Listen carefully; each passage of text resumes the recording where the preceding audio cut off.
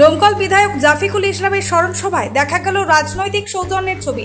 ডোমকলের জনকল্যাণ ময়দানে অনুষ্ঠিত হলো সদ্য প্রয়াত বিধায়ক জাফিকুল ইসলামের স্মরণ সভা। এদিনের সভায় রাজনৈতিক সৌজন্যের এক অনন্য দৃষ্টান্ত গড়ে উঠল। স্মরণ সভায় উপস্থিত ছিলেন সিপিআইএম এর প্রাক্তন মন্ত্রী আনিসুর রহমান, ডোমকল এরিয়া কমিটির সম্পাদক মোস্তাফিজুর রহমান রানা, মুর্শিদাবাদের সাংসদ আবু তাহের খান, জেলা সভাপতি অপূর্ব সরকার, ডেভিড সহ জেলার একাধিক বিধায়ক। বক্তব্য রাখতে গিয়ে কাপা গলায় বিধায়করা বললেন, জাফিকুল ইসলামের ভুল ত্রুটি ক্ষমা করে আজ তারা তার পরিবার ও দলের পাশে দাঁড়াচ্ছেন। রাজনৈতিক ভেদাভেদ ভুলে সকলেই আশ্বাস দেন প্রয়াত বিধায়কের পরিবারকে সবসময় পাশে থেকে সহযোগিতা করবেন। স্মরণ সভায় বিরোধী শিবির থেকেও সৌজন্যের ছবি ধরা পড়ে। বক্তব্যে আনিসুর রহমান ও মোস্তাফিজুর রহমান রানা স্পষ্টভাবে জানান, আমরা জাফিকুল ইসলামকে রাজনৈতিকভাবে পরাজিত করতে চেয়েছিলাম, কিন্তু তাকে হারাতে চাইনি। প্রয়াত বিধায়কের পরিবারের সদস্যরাও এই দিন উপস্থিত ছিলেন। আবেগঘন পরিবেশে জাফিকুল ইসলামের রাজনৈতিক ও সামাজিক অবদান স্মরণ করা হয়। সবাইকে তো মানুষ মরণশীল, সবাইকে মরতে হবে, কেউ আগে কেউ পরে। জাফিকুলের সময় হয়ে গিয়েছিল, সে চলে গেছে, তার অভাব নিশ্চয়ই আমরা অনুভব করি বা বেদনাদায়ক ঘটনা।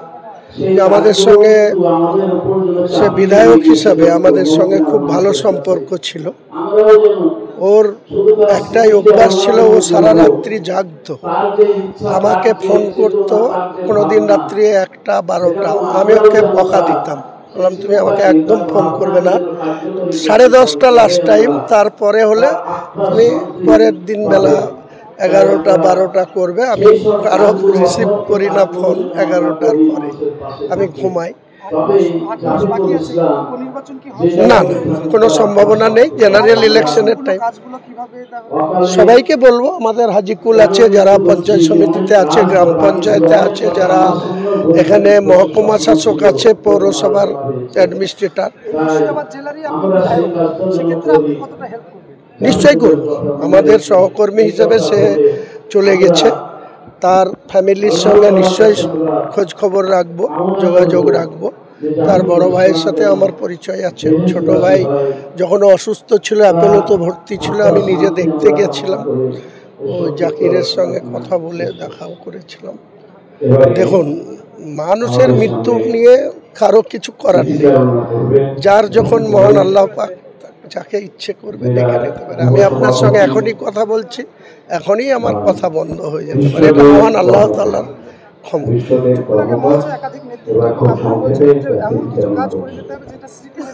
নিশ্চয়ই সেটাই তো উচিত, কারণ মানুষের মৃত্যুর পরে যেন মানুষকে সবাই তাকে ভালো বলবে না, হয়তো 10% লোকও তার সমালোচনা করবে বা তাকে বলবে যে আমার সঙ্গে এই করেছিল ওই করেছিল বলবে, কিন্তু বেশিরভাগ মানুষ যাতে তার শুভকামনা করে বা তার জন্য দোয়া করে বা তার জন্য প্রশংসা করে, এটাই হওয়া উচিত। মঞ্চে আজকে শুধু